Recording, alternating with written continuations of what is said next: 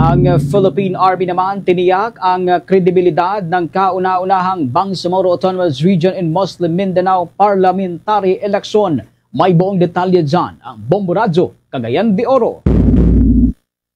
Tiniyak ng sandatahang lakas ng Pilipinas na mananaig umano ang kredibilidad sa isagawa na pinakaunang Bangsamoro Autonomous Region in Muslim Mindanao Parliamentary Elections sa Oktubre 13, taong kasalukuyan. Ginawa ni Philippine Army Spokesperson Colonel Louie Di Mala ang katiyakan kasunod sa binanggit ni Commission on Elections Chairman George Erwin Garcia na nasa 75% na silang handa para sa BARM Parliamentary Elections. Sinabi ni Di Mala na mayroon na silang sapat na puwersa upang tulungan ang Philippine National Police sa pamamagitan kay BARM Regional Director Brigadier General J. Cindy Guzman na tugunan ang kinakailangang seguridad na hiningi ng COMELEC sa mismong kampanya hanggang sa matapos ang halalan sa rehiyon. Magugulitang kasalukuyan ang ipinapatupad ang gun ban sa rehiyon habang pinaghandaan ng state forces ang campaign period na magsimula sa Agosto 28 hanggang Oktubre 11 na pag-alaman na matapos ang dalawang pagkakataon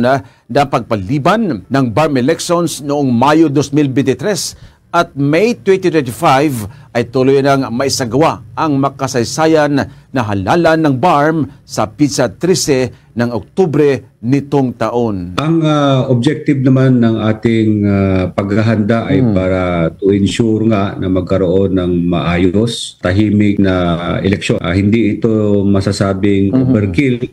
Ang importante nito is maprotektahan natin yung credibility ng eleksyon. Mula Bombo Radyo Cagayan de Oro, Bombo Junel Ucat.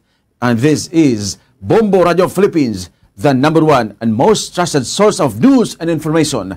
Basta Radyo, Bombo! For the most trusted source of news and information, visit our website at www.bomboradio.com. Follow us on Bombo Radio mobile app, Facebook, YouTube, TikTok, and X, formerly Twitter.